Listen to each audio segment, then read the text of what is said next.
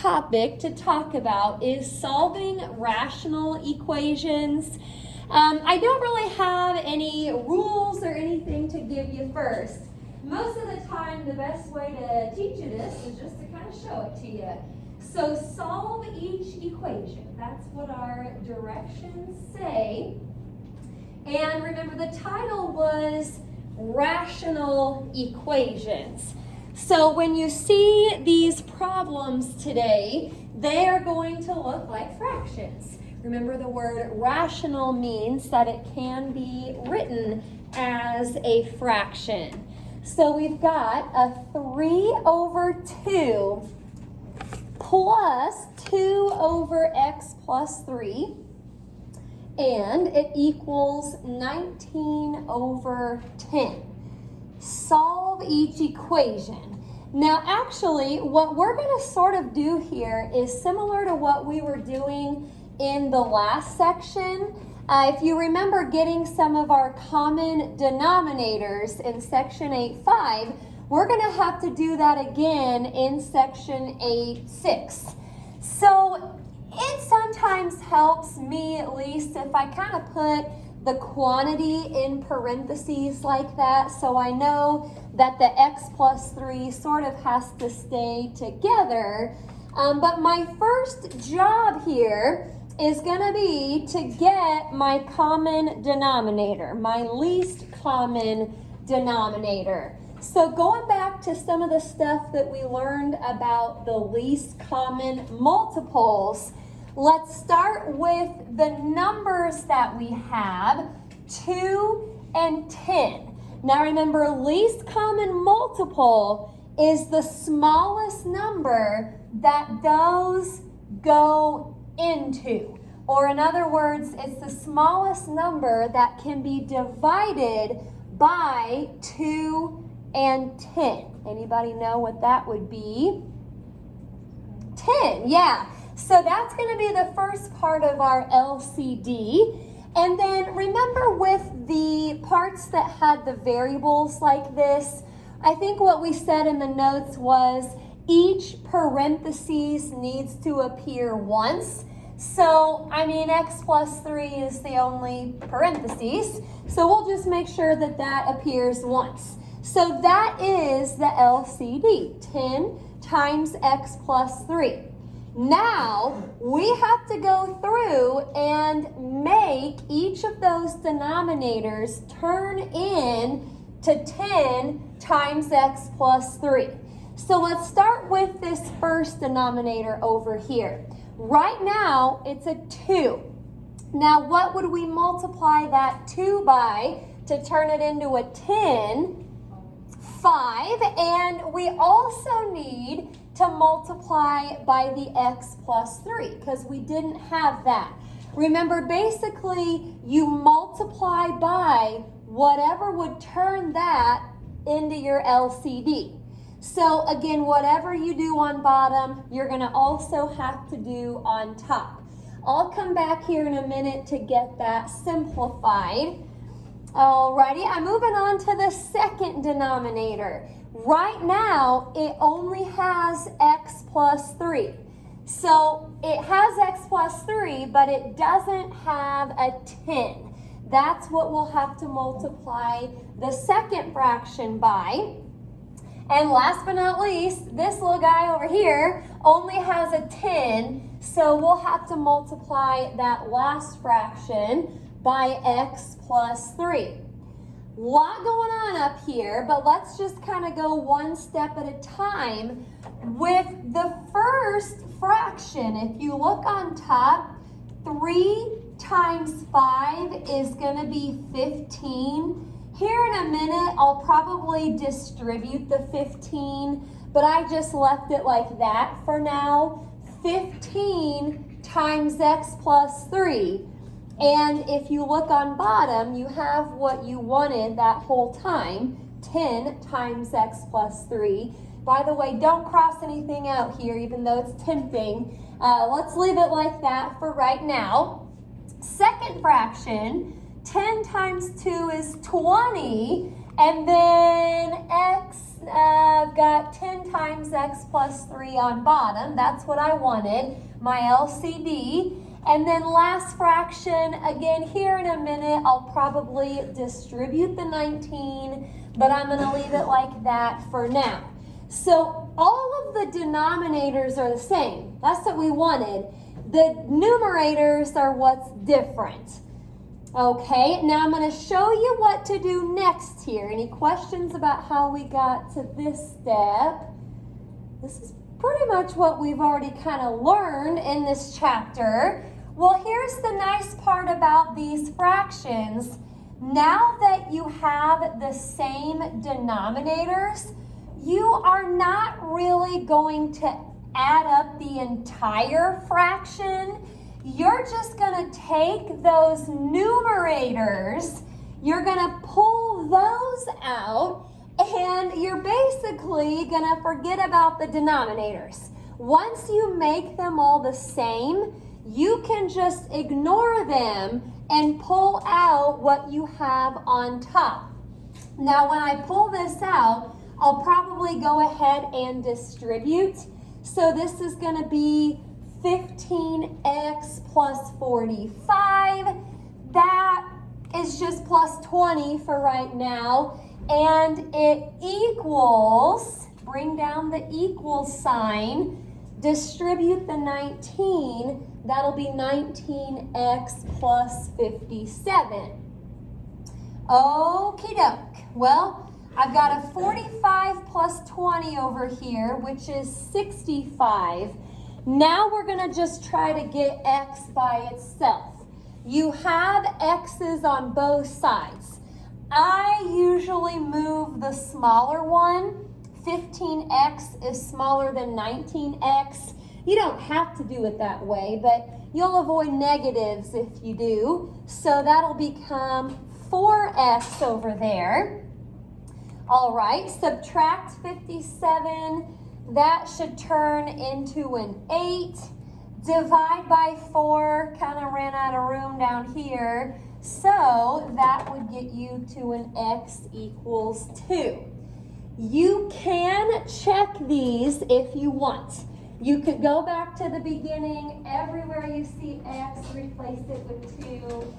You should get a true statement. I'm not going to say you have to show the check, but you can do that if you want.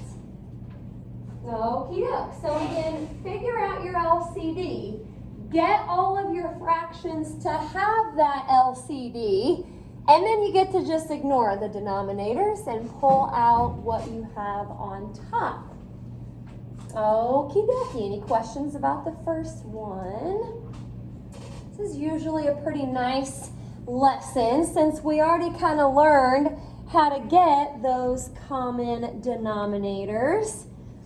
Okie doke. Number 2, we've got a 5 over 4 plus 8 over 3x plus 2, and it equals 2. Now, if you have a number over there or anywhere that's not a fraction, I would just kind of put it over 1 just so it would look like a fraction like everything else. And then I'll go ahead and think about my LCD. Now remember these quantities with the variables, you can put parentheses around those if you want.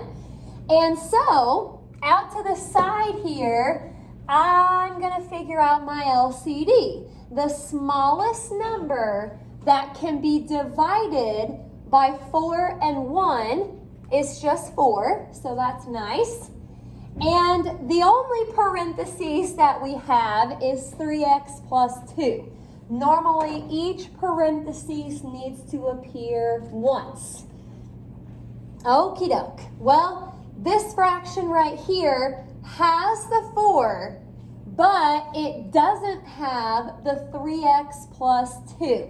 So that's what you'll have to multiply the first fraction by.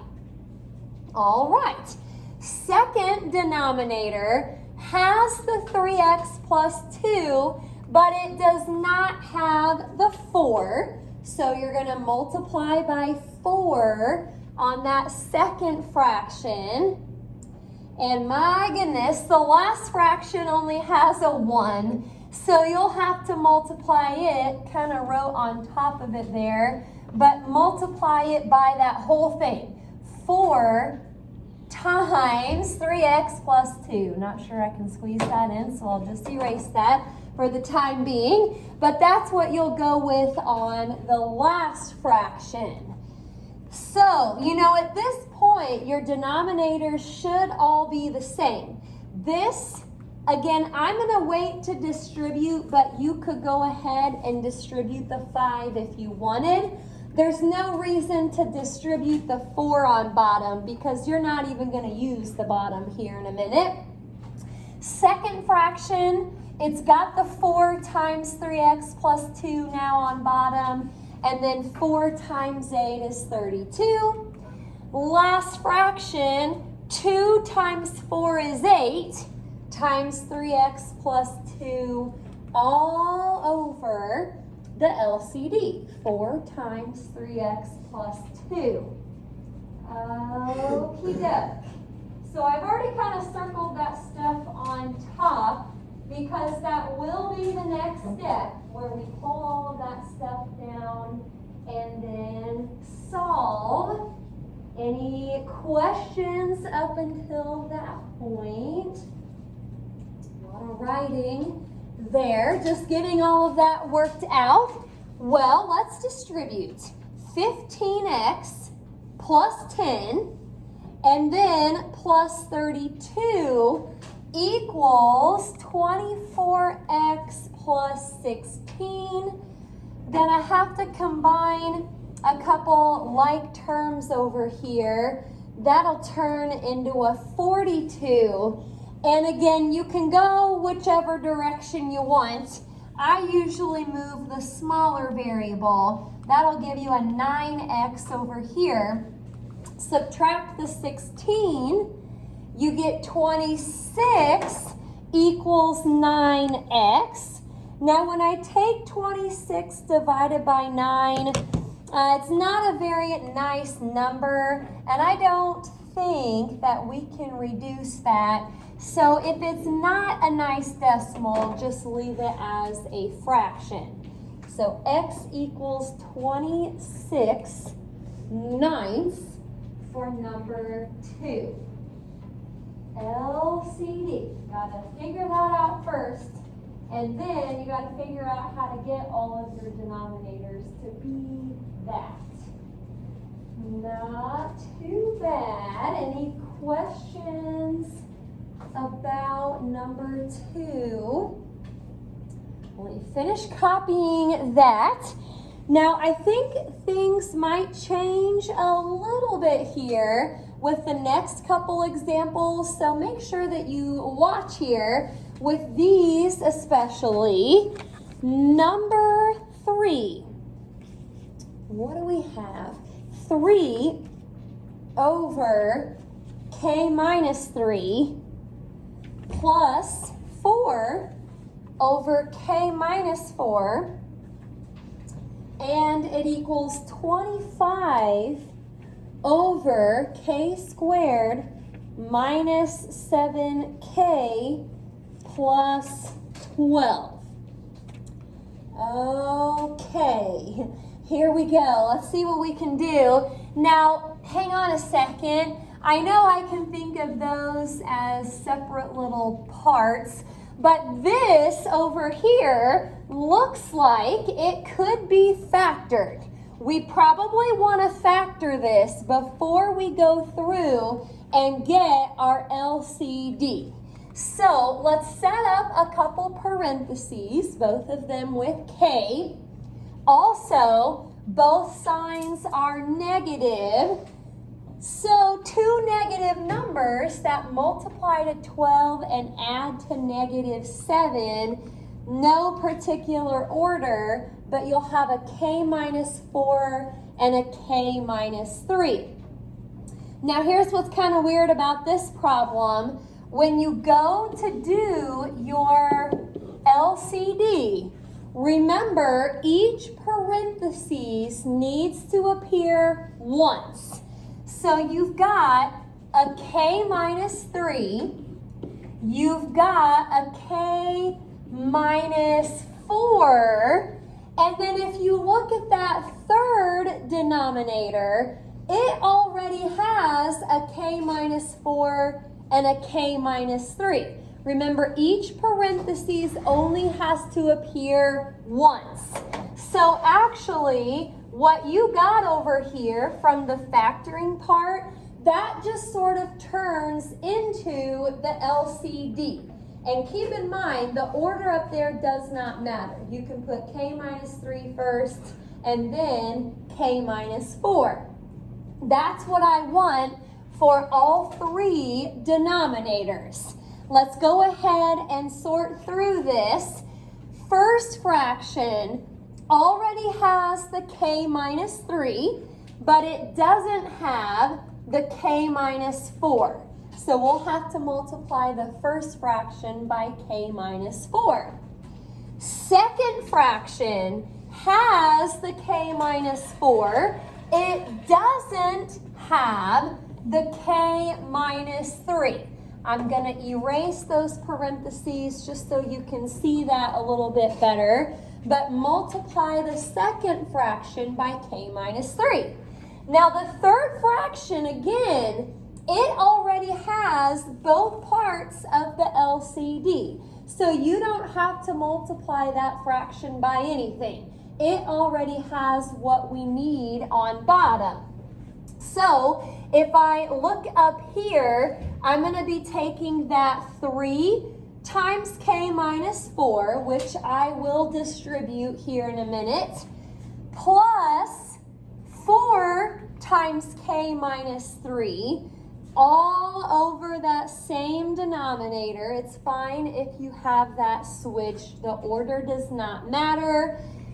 And for the third fraction, you know, we're going to ignore the denominators here in a minute anyway. So if you wanted to leave this denominator as k squared minus 7k plus 12 right here, that's fine. I went ahead and kind of wrote what it was when we factored it, just so it would all look the same.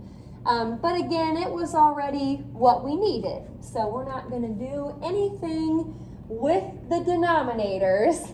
Let's go ahead and pull out the numerators. Any questions up until this point? Stop me if you don't see something.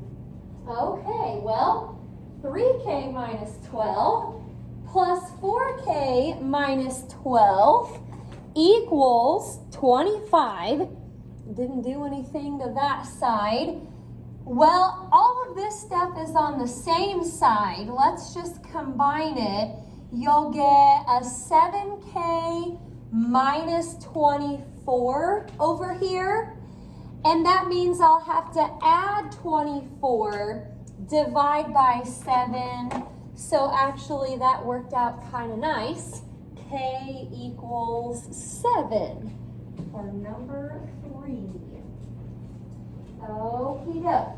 So some of these problems will have some factoring to do. Make sure that you can recognize that. Nice factoring up there on the right side. And then just make sure each parenthesis appears once. I think we just have one more example here. So we'll go ahead, unless anybody has questions. Last one, number 4. 2 over y plus 2 minus 7 over y minus 5 equals 26 over y squared minus 3y minus 10. I've graded some of your quizzes already from yesterday. Have to think about that. That was yesterday, I think. So I did notice some mistakes with the subtractions.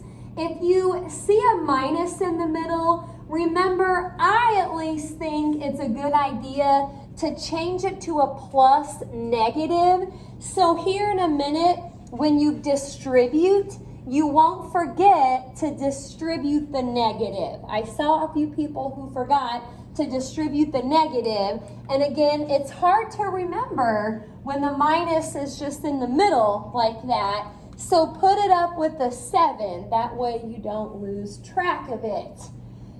Okie doke. Now I'm eyeing this denominator over here, and it does look factorable. Made up word, but I like it. Factorable. Different signs. And two numbers that multiply to negative 10 add to negative 3. Gonna need a 5 and a 2, but just make sure the 5 is with the negative. Now, if you look at your first fraction, it has a y plus 2. Each parentheses needs to appear once. This has a y minus 5. That has a y plus 2 and a y minus 5. So it kind of turned out like the last problem. The LCD is basically what you get once you factor the right-hand side. I can't promise it will always be like that, but a lot of times it is. Alrighty, first fraction needs a y minus 5. The second fraction has a y minus 5. It doesn't have a y plus 2. This fraction had everything we needed, so we're not going to change anything about that. Now, bring down these fractions here. I will distribute here in just a second. If you want to leave this denominator as y squared minus 3y minus 10, you can, because remember in the next step, we don't really care about the denominators anymore. We're pulling this stuff down. That'll be a 2y minus 10. Now here's why we put the negative up there so we don't forget. It goes with both parts. Minus 7y minus 14, and it equals 26. Let's get our like terms combined. This should be a negative 5y minus 24. So by the time we add the 24 and divide by negative 5, we should get a negative 10. Okie doke. A lot of stuff that we've done before up there as far as the LCD stuff goes. Any questions about any of that? Now remember, the first couple examples we didn't have to factor.